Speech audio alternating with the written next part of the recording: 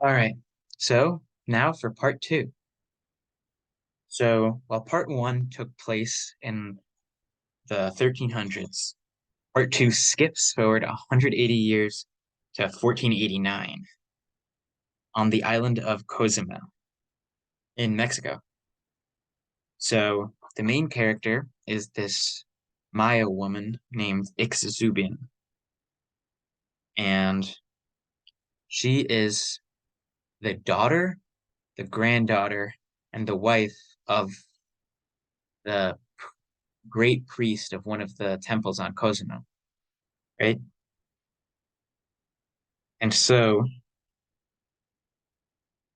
basically, the situation, as denoted by the title Death of Greatness, is that this is around the kind of decline of the Maya civilization.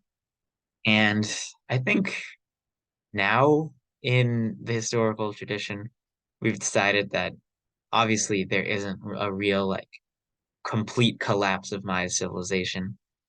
But this was written, of course, like 50 years ago. So sometimes the history is not extremely accurate, but it still does paint a really interesting story. And so basically what happens is that things on Cozumel aren't great. Basically, the Great Maya Confederation, the League of Mayapan, has fallen apart, and Cozumel doesn't really know what to do. They've kind of adopted these new gods, and the old temples are kind of falling into disrepair. And then as the, inheritor of this great temple of one of the old gods, Ixubin wants to preserve her way of life and all the research she's gained. Because as the priest, it's the job of the priest to, do astrology, keep track of calendars, astronomy, all kinds of mathematical equations. And then it kind of gives an overview of her life up to this point. So her father wasn't necessarily very capable for the position of priest, but when her grandfather was still alive, he recognized how Ixubin was a genius. She was, as a child, she was already better with numbers than her father, and she could already calculate with extreme accuracy the Mayan calendar and different stars. Um, and so he trained her to be his successor. And then when he died, her father um, kind of looked to her for advice, and he acted as the face of the temple while she did all the research and work. Then, after he died, her husband took on the same role, and she's been just holding on. But when the story starts, her husband passes away, sadly, bef right before her son is about to achieve manhood, which means that her son can't inherit, and they need kind of someone else to appoint the son to be the priest. So the rulers of Cozumel don't want to do this. So instead, they turn to go to the old capital at Mayapan and see if they can kind of get like an official directive to continue their temple. So her son Bolon and Ixubin, together with an old priest named Anik, to kind of act as their adult chaperone, uh, get together and they go to the mainland. Then they travel around to all these important Maya sites, Tulum, Chichen Itza, and they just kind of give an overview of Mayan life, is what the point of the chapter is. So a big thing is with the death of greatness and the death of the kind of civilization they've known, there's a lot of confusion. They run into a lot of refugees who are leaving but don't know to where. There's kind of an overview of different currency systems. with some people wanting to be paid in gold, some silver, and some in cacao beans. All these interesting things. And so um, they basically run into this one group of refugees from Mayapan who tell them, don't go to Mayapan. Things are horrible there.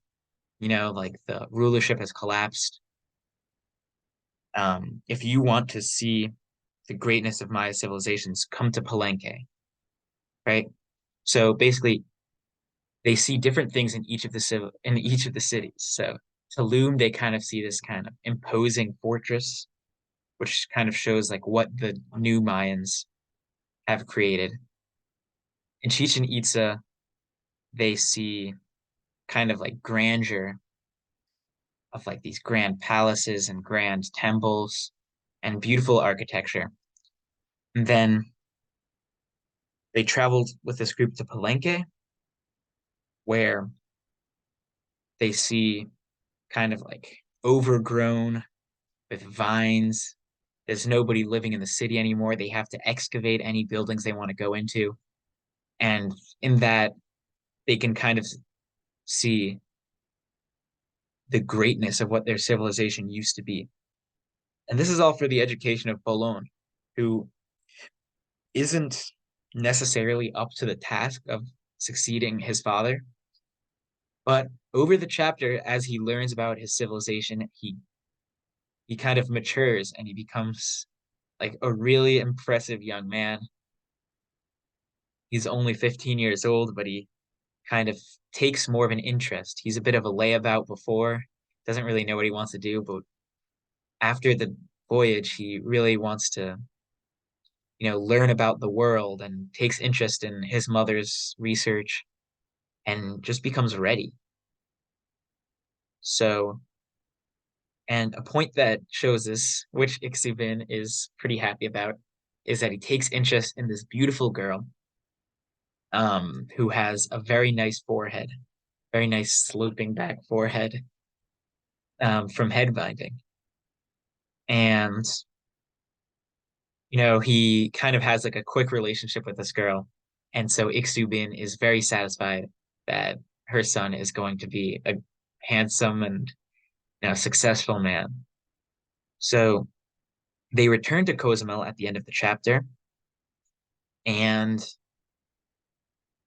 they find things are even worse when they left. Their old temple is now being replaced, and their priests and attendants are being sacrificed to new gods. So things are not going well. And especially since they left the island, they are now viewed with suspicion. Um, so there are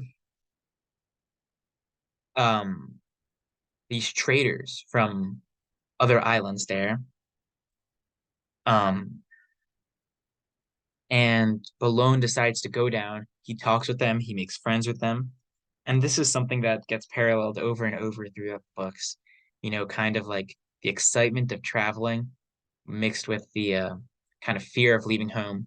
So Balone has to make this decision of, does he stay in this scary place and try to protect his mother and his lineage? Or does he go with these new travelers from the Caribbean islands and, see new things that nobody in his islands has ever seen before because they're concerned with the mainland and not with the sea? And so he wavers back and forth about this decision.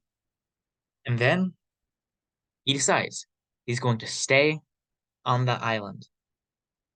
And so he waves goodbye to the traders and he comes back to the island where he's immediately seized and put into chains. The authorities on the island and practitioners of the new religion were watching him to see what he was going to do. They knew that he voyaged off of the island before, and they knew that he was planning to voyage off of the island again, until he was convinced by his mother to stay. And so they think he's not trustworthy. So they throw him onto an altar and sacrifice him. And so even though he kind of matured and became this great and really likable character, Balone never gets to become a priest and he never achieves his full potential. And that's not the end of the chapter, but it does say that Balone survives long enough to see his own heart ripped out, which is insane. Um, there is a brief little kind of epilogue at the end of the chapter, which is at the same time in 1489 as this voyage takes place. A certain Christopher Columbus is in the court of Spain, and he gets the permission of the king and queen to travel west to try to find India. And that's the kind of cliffhanger that it leaves this chapter on. Is Columbus, everybody laughing at Columbus, because again, this is 50 years ago, and the historical tradition was a bit different than now. So it was still the kind of belief like, oh, everybody disliked Christopher Columbus and everybody thought that the world was flat and he proved that the world was round. Um, so it's the entire court of Spain laughs at Christopher Columbus. Christopher Columbus decides he's going to pursue them, he's going to prove them wrong. All right. So next time will be chapter 3, which is Christopher Columbus and Hispaniola. Enjoy.